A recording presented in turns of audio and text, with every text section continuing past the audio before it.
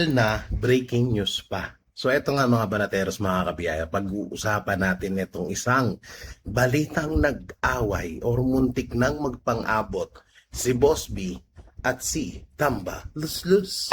Ay na gumagawa to ng kwento, no? Yung Boss B na sinasabi niya, kinukunik po doon sa issue ni Mima Alicia, no? Apakalayo naman po doon sa tinatawag na Boss B sa sinasabi niyang tambaluslos, no? Alam mo, ang tambaluslos talaga dito ikaw eh. Saka, eto, papayuhan kita, Jay Guevara, pangit ka. Makinig ka, alam kong pangit ka, pangit yung nanay mo, pangit yung pamilya mo, bulahi mo. O, makinig ka mga kinang-ina mo ka. Ha? Ikaw, hinay-hinay sa paggawa ng katarantaduhan at ka-fake newsan. Kasi baka mamaya, yan pa ang maging dahilan para maaresto ka, mapusasan ka at makulong ka. Diba? Inang-ina mo ka, ang pangit ng lahi mo. Oh, parating nyo to sa kanya, ang pangit-pangit ng lahi, ng pangit na to. Oh, di ba? Hindi po ako sa nanlalait, pero parang gano'n na nga. Ha? Jay Guevara, alam mo, kahit 10 beses ka pang maligo, kahit 20 ka pa na beses maligo, hindi pa rin matatanggal yung itim sa kilikili mo at batok, pangit ka pa rin. Di ba? Walang hiya ka. Ang galing. Yung mga, ano ngayon yung mga mahilig gumawa ng fake news, yun po yung mga pangit na tao. Oh, walang iba po. Oh, isang Pokemon na si Jay Guevara. Diba? Tanginang mukha yan. Anong parang pinaglihi sa burat. Oh. Ha? Tangina, bakit mo ikukunik kasi yung Boss B na yan? Sino ba yan? O ano yan? Pampaviral lang ba? Para mag-viral ka, gano'n?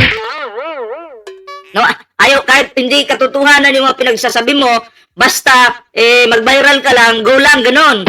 Yan ba yung putang inang banateros? Tangina, pag umpog-umpogin ko yung papangit nyo eh. Diba? O, mga wala kayong bilang, mga buka kayo, burat. Tanginang yan. O, tuloy. Alam nyo, maikling impormasyon lang. Ay na magbibigay ng impormasyon, kala mo talaga may alam eh. Kala mo talaga may connection sa loob. Akala mo talaga, no? May nalalaman. Ba, magbibigay ng impormasyon yung isang pangit na mga pumapatol sa minor de edad. Ba? Oh, ikaw pumapatol ka sa minor de edad tapos magbibigay-bigay ka ng impormasyon? Who the fuck are you? Makapag-English tayo nito nung wala sa lugar, ha? Dagang impormasyon lang kay Boss B. Si Boss B kasi, siya ang nasa... Teka, sino ba to? Si Jay Guevara ba to? Si Shrek?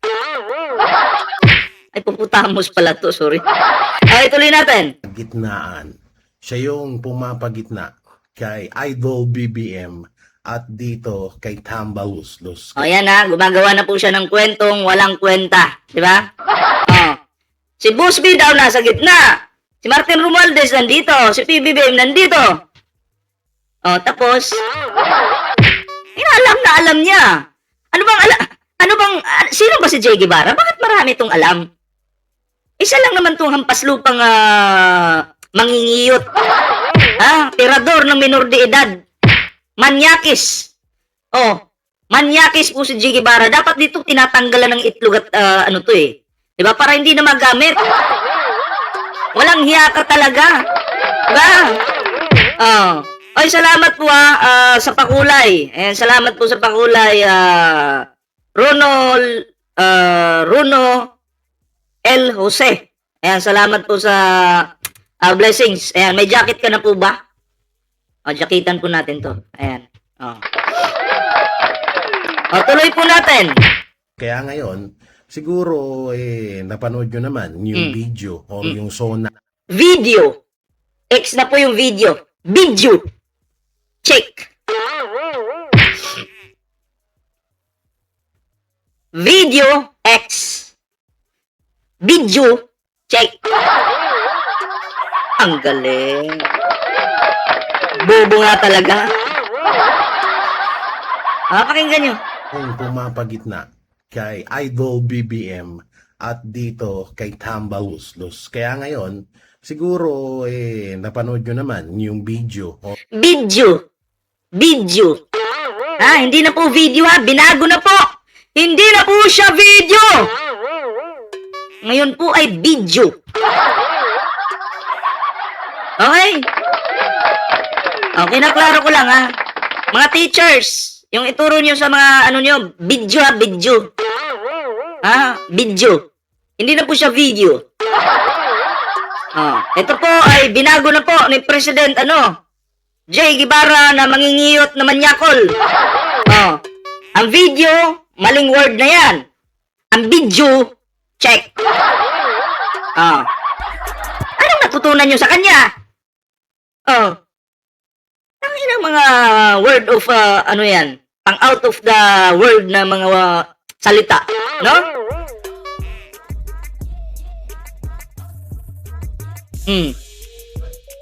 Pucha, ngayon ko lang na-realize na magkamuka si Boss Atan at Are Roque.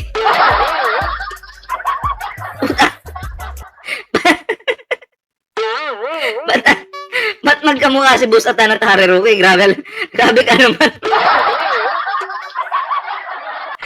Ay, nako. Tuloy natin to. Tuloy. Or yung SONA. Yung SUNA. Ay, salamat sa mga nag-like dyan sa ating live. Huwag kalimutan mag-like, share, subscribe. Ayan, para po always kayong updated po sa mga uploads natin. And ring the bell button po tuloy po natin. Yung SUNA ni Pangulong Bongbong Marcos na etong si Tambaluslos or si Martin Romualdez ay kakasuhan niya na ng patong-patong. So, sa madaling salita, ilalaglag niya na. Pero alam ko naman na scripted lang din to eh. Tangina, alam niya. Scripted daw? Paano mo nalaman? In-announce na nga na magsasampahan po ng kaso si former House Speaker Martin Romualdez. 'Di ba? Walang kapamilya, ganoon naman po yung pangulo eh. Pero may proseso. Nire-respeto po ni Martin Romualdez yung proseso. At hindi po siya galit kay PBBM. 'Di ba? Tama lang po yung nangyayaring proseso ngayon. Kaya sa sinasabi mong scripted yung ginagawa ni PBBM, paano mo nasabi? 'Di ba? Explain mo nga kung bakit mo sinabing scripted yan. 'Di ba? Bobo talaga na 'to, no? Gagawa ng kwento. 'Di ba? Nung hindi pa kinasuhan ni PBBM si Martin Romualdez, sasabihin, kasuhan mo na yan. Umiiwas ka lang eh. Ngayon, pinapakasuhan na, sasabihin scripted. Ang sarap mong hambalusin sa batok. Para matanggal yung virus mo sa batok. Nandiyan sa batok yung virus eh. Diba? Kakasuhan na nga eh. Idadaan sa tamang proseso. Bakit ngayon magre-reklamo ka?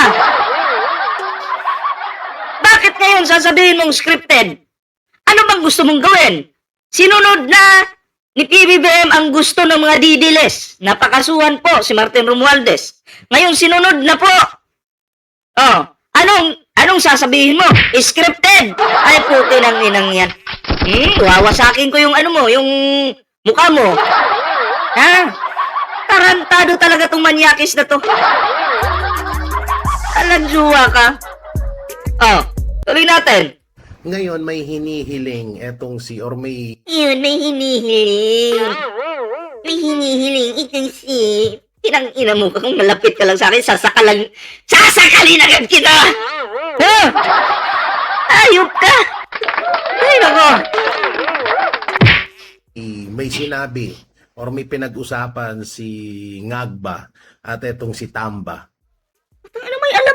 May ano siguro to? Yung kaluluwa siguro nito pagtulog lumilipad eh. Alam niyo yung pinag-uusapan eh. Ate G, shoutout po sa iyo magandang gabi po. Tuloy natin. Na hindi nagustuhan ni Tamba. At Florita Giroy, shoutout po. At dahil nga dyan, ay nagalit si Tamba kay Ngagba. Eto parang kwento na lang yan to eh. Kaya ako po'y naaawa dito sa taong ito. At siyempre sa mga followers niya. Kasi imagine, makikinig ka sa ganitong kwento na wala namang resibo na may papakita. parang ano lang, paninira, pure paninira po talaga siya kay PBBM. Kaya, hindi na tayo magulat mga pre, isang araw, aarestuhin to at pupusasan na lang at tatadyakan papuntang kulungan. Di ba? Kasi wala. Kwento, ala, kwenta. Ano mga pangalan niya? Ngagba na, Tamba pa. At dahil nga doon, nagalit si Tamba, ay syempre, etong si Boss B, ay hindi niya naman papabayaan si Ngagba, di ba? So, hindi niya papabayaan si Ngagba dahil ito ay isa sa mga mahal na mahal niya. Sa totoo lang, etong si Ma'am Shitars, si Ngagba at si Tamba, ay mahal na mahal niya tong mga to. Ang ina, sabi, ako po ha, nagko-content po ako dito sa administrasyon ni Pangulong Bongbong Marcos, pero wala po ako nalalaman pagdating na sa usapin dyan sa loob. Ako'y nagko-content lang, di ba? Pero itong bobo na to, antay na nga, marami ko nung alam. Pero gawa-gawa. Ang tibay ng ano, tibay ng pagmumuka. Oh. Kaya shout out po sa mga naniniwala po dito. Isa po kayong dakilang tanga. Oh. Ay, hindi ko alam bakit kayo nauuto ng taong ito, no? Pero, isa lang po masasabi ko. Tanga po kayo. Oh. Aminin niyo po sa sarili niyo na kayo po ay isang tanga. Oh. Bobo pa. At siya nga yung nasa gitnaan ng mga to. Kapag may mga hindi pagkakasunduan, si Boss B ang humarap at umaayos sa kanilang gusot, sa kanilang away. Si Boss B po, okay? Si Boss B, out naman po yan sa usapin pampolitika kasi naging issue po yan kaya dun sa Mima Alicia na ginagawa-gawa ng, DDS, gumawa ng kwento, Boss B, ganun. Gumawa ng isang fake conversation, tapos nilagay doon sa Boss B, no? Yun yung pinaviral nila ng pinaviral. Diba? Nung nag-viral na po siya, ayun na nga, isinisingit na nila ngayon dito sa usapin pampolitika. Which is dapat out naman po. Diba? At yung Boss B po na yan, ay, alam nyo, hindi po yan kilala. Wala po, gawa-gawa lang po yan. Oh, yun po yung katotohanan dyan mga pre. Diba? Pero syempre, para makapanira sila at makagawa ng content, ididikit po dito. Kay PBBM, kay Martin Romualdez, na kunyari, magkakilala sila. Di ba, ang tatanga? Oo. Sige, Bara, hinay-hinay ha. Masasabi ko lang sa'yo kasi maraming mga BBM supporter yung galit. Galit sa'yo. Hindi namin kontrolado yung mga taong galit sa'yo dahil sa kaka-fake news mo. Baka mamaya, isama ka ni Boss B sa langit. Wag naman po sana. Maraming galit eh. Maraming galit sa'yo, hindi namin kontrol yun. Iba pa naman pag nagpe-fake news, di ba? Pag fake news ka, mapapaaga ka. Iwas-iwasan mo yan, J. Guevara. Yung kinakain mo, para lang mag-fake news, di ka na nahiya. Nakakakain ka dahil sa pampe-fake news mong animal kang putang ina mo ka? Ha? Hinay-hinay ka naman. Mahihiya-hiya ka. Manalamin ka. Teka lang yung pinapakain ko sa pamilya ko, galing pala kay Kibuloy. Galing pala kay fake news. Galing pala sa kulto. Kulto ng mga demonyong Kibuloy. Galing pala kay amo naming Sayad. Hinay. Kaya lumalaki yung batok mo eh. Diba? Kasi yung mga fake news pumapasok dito sa batok mo. Hayop ka. Diba? Tarantado ka talaga. So, itong nangyari nga daw ay hindi nga daw nagustuhan ni Tamba yung Daw! Chismis! gustong ipagawa ng kanyang nasnip na singagba. Kaya etong si Tamba ay parang gustong sugurin ata singagba at etong si Boss B ay umawat. Kasi ganito yung gustong mangyari ni Ngagba. Si Ngagba gustong mangyari ay talagang ikulong etong si Tambalusdos ka. Yan naman pala. Sinasabi mong gustong ikulong si Martin Romualdez. Tapos sasabihin mo kanina, scripted. Nang gigigil na ako sa'yo. Titirahin na kita ng... putang ina, kung lumulusot tong kamay ko, yari ka. Sabi mo kanina, scripted. So pag scripted, ibig sabihin, drama-drama lang. Ngayon, ang gigigil, gusto ikulong. Ano ba birahin ko na to. Ang ina ko, lumulusot yung kamay ko dito, wala ka na. Tanggal na yung panga mo. Kanina iba yung kwento mo, ngayon iba na naman. Sabi mo kanina, scripted. Ngayon iba na naman. Tarantado talaga. Ginigigil tayo nito. Sige lang, pagbigyan natin. Kaso si Tambaluslos, Press 1 sa mga nanggigigil dito sa hayop na to. Press 1 nga kayo dyan. Sige. Tangina talaga, wala na sa ayos to mga content nito. Wala na po sa ayos. Diba? Pang-mongoloid na. Shoutout po sa mga dyan ha. Iba to yung pagiging mongoloid nito. Ito yung pinakamababang uri. Nako. Ng tao sa balat ng lupa. Diba? Ang daming gustong manapa kay Che Guevara. Nag-press 1 po sila. Tuloy natin. Yap, kasi hindi daw yun yan ang iyong napag-usapan. Daw. Makinig kayo ha. Nagbabalita po siya sa inyo, nagbibigay ng balita, pero daw. Okay? Hindi po yan sure. Nagsayang lang kayo ng oras sa kanya. Daw. Galing, di ba? Ang ina mo, Che Guevara. Kanila, tuta na, nabubulol-bulol na ako, para na rin ako si BBM Kasi ang usapan ganito, kakasuhan siya, pero papaalisin siya ng ibang bansa. So parang papalabasin lang nakakasuhan siya, pero nasa ibang bansa siya. Ngayon, eto. Kakasuhan siya, pero papaalisin ng ibang bansa. Nandito nga sa Pilipinas si Martin Romualdez. Diba? Nasa Pilipinas nga, si Martin Romualdez ay handang dumaan sa tamang proseso. Hindi katulad nung isa dyan na nagtatago sa ibang bansa. Diba? Sino bang papaniwalaan niyo po? Si Martin Romualdez o itong pangit na to? Angina, bobo kayo. Diba? Bobo talaga itong banateros na to. Ayan, salamat po Ralis Carlenga sa pag-like. Sa hindi pa nakapag-like dyan, mag-like na po kayo. Like, share, subscribe, and ring the bell button para every time na may live tayo, magno-notify po agad sa inyo. Diba? Diba? Ganun po yun. So, tuloy natin. Malupit. Nagbago yung desisyon ni Ngagba. Gusto ni Ngagba na ipakitang nakakulong siya at papalayain din naman din siya agad. Talagang Halimbawa lang, nakakulong nga si former House Speaker Martin Romualdez. Tapos no bail yung kaso. Paano mo sasabihin papalayain agad? Di ba? Mas may alam mo ba yung proseso? Example lang, kung no bail po talaga. Kung no bail po talaga, papalayain ba agad? Mute ko nga ito. Lang ha. Mute natin.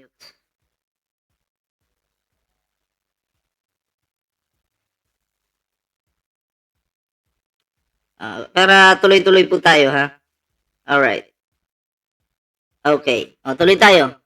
Papalabasin lang na ikukulong siya. Kaso, hindi nagustuhan ni Tamba. Ngayon, ito na ang pinaka-exciting part. Hindi nagustuhan, pero sabi ni former House Speaker Martin Romualdez, handa po siyang umarap. Okay? Nare-respeto niya po yung gusto ni Pangulong Bongbong Marcos. Yan yung klaro. Tanga. Etong si Tamba ay di umano ay lalabas na ng ibang bansa. No, lalabas ng ibang bansa. At dahil nga sa paglabas niya, tutol diyan si Bangag. So, tutol si Bangag, tutol si Ngagba. Ngayon, ang gagawin, Pinky MA, shoutout po ha. mukhang magiging totoo na yung kanilang war. Oo, ito mukhang magiging talagang mag-aanuhan. Ano ba talaga? Hindi mo madiretso, tarantado, bobo. Sampal ka ng batok. Puki ng ina mo ka. Gago ka. Ha? Nabubulol-bulol ka na. Hindi mo na alam kung anong fake news na ipapasok mo. Ang ina talaga. Sila talikuran. Talagang maglalaglagan na sila. So etong si Boss B, medyo nakapulburon. Siningit na naman si Boss Bill. Medyo no. Nakapulburon si Boss B. Kaya medyo nag-init ang ulo BMB Rusoy Macho, shoutout po ah. dito kay Tamba at sinigaw-sigawan niya kasi si Ngagba. Kaya ang Imagine, presidente ng Pilipinas daw sinigaw-sigawan. Sinigaw-sigawan ang presidente ng Pilipinas. Diba? Ang daming impormasyon na binigay ni Che Guevara sa atin na puro kaululan. Maniwala po ba kayo na ang presidente ng Pilipinas sinigaw-sigawan lang? Diba? Sinigaw-sigawan si PBBM. Oh. Ang nagkwento, isang manyakis. Ang nagkwento, isang tarantadong inutil na si Che Guevara. Diba? Presidente po ng Pilipinas, sinigaw-sigawan. Ang tibay. Diba? Kami hindi po namin alam yan na may ganun pala. Buong Pilipinas, hindi po nakakaalam na ganun pala. Si Che Guevara lang po yung may alam. Diba? Che Guevara lang po may alam. Presidente po. Grabe, sinigaw-sigawan. Ayon kay Che Guevara ang putang inang to. San ka pa? Bida yung katangahan. nangyari, muntik nga magpangapot. So ngayon, kung ganyan ang nangyayari sa inyo, buti nga. So aabangan natin to. Aabangan daw natin to. Ano aabangan mo? Fake news na nga yung sinabi niya, ha?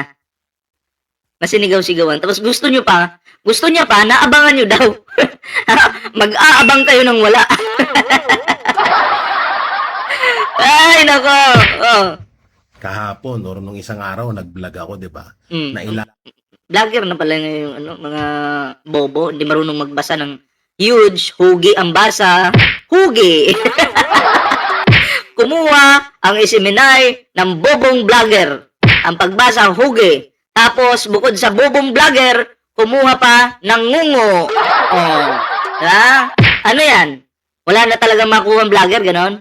O na pinagtsatsagaan nyo na yung ngungo at bobo. Diba? Grabe naman yan. Oh. Kaya, pansin ko, dahil wala po silang makuha vlogger dyan sa kabila, eh, ang ginagawa nila, may mga trolls na lang po. Diba? Mga trolls na lang po yung kanilang ibinibida ngayon. Ha? Wala, bobo eh. Ano maintindihan nyo dyan? Alaglag na Helen Tesorero, shoutout po ha. ni Marcos Jr., si Martin Romualdez. Hindi ako nagkamali doon. Sa tutusin nga lang, tinawag pa akong fake news ng mga loyalistang tanga. Diba? Tinawag ni... Oh, mga loyalistang tanga daw po kayo ha, tayo. Oh, ang nagtawag ng tanga, yung bobo. Ay, nako po. Fake news, pero ginawa ni Marcos Jr. So ngayon, sino ang fake news? Tama naman yung sinabi ko na ilalaglag ni Marcos Jr. ang kanyang pinsan.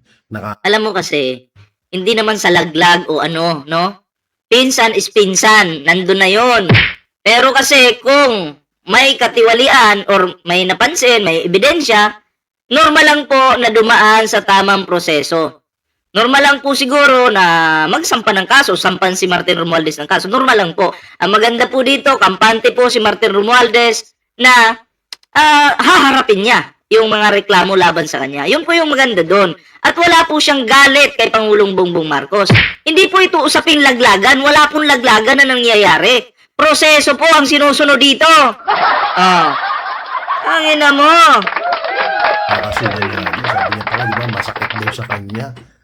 So hindi ako fake news. Ngayon, eto nga, hindi rin to fake news. Sa mga susunod na araw, mangyayari to.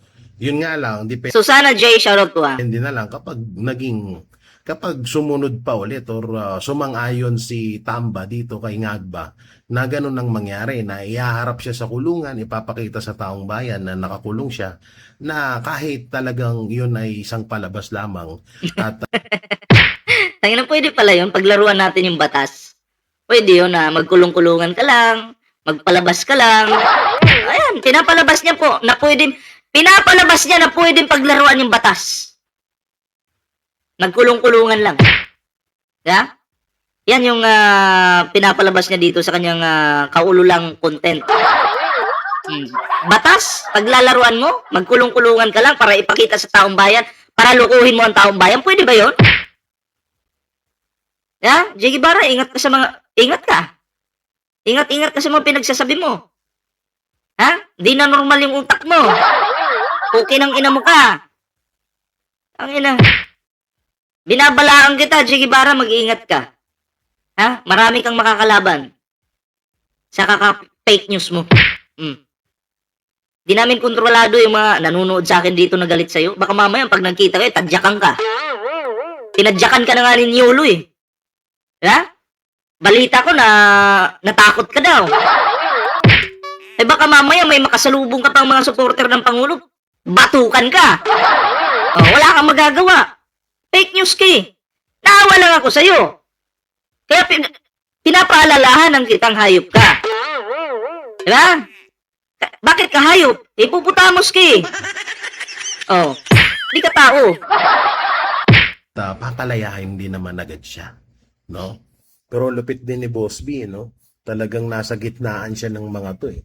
Sa totoo siya yung tiga-awat, lalo kapag high na high sila.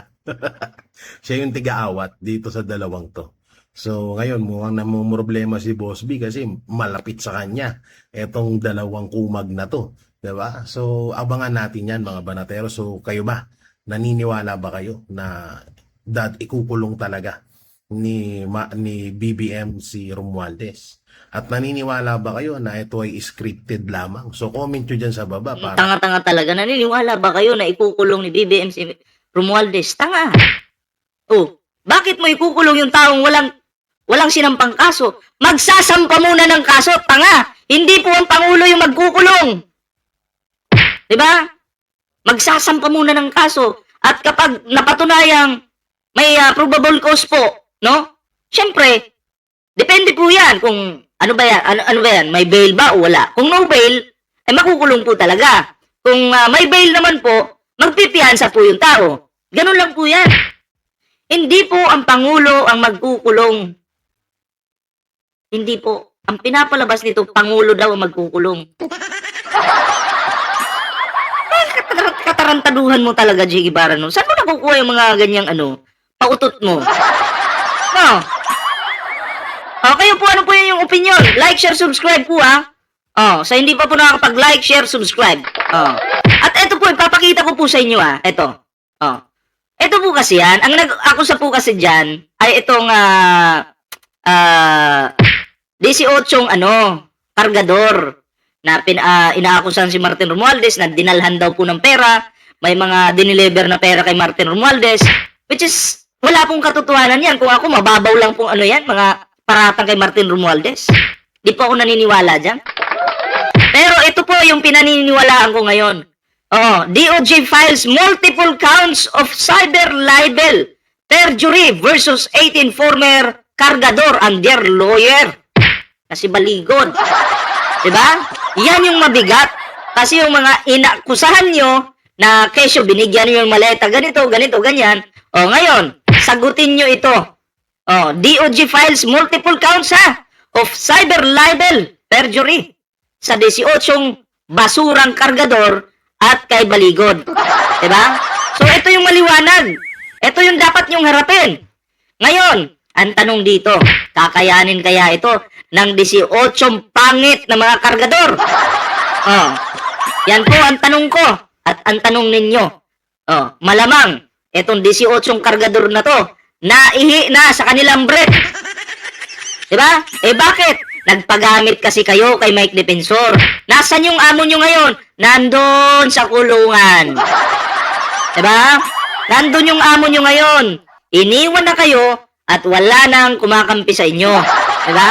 Kaya itong 18 kargador na to mga pre, papayag ba kayo na ito'y mabulok sa kulungan? Oh, press 1 sa papayag. Diba? Oh. Yan kasi, yung problema. Yung nagpapabayad ka para manira ka ng tao, oh, buhay mo ang masisira.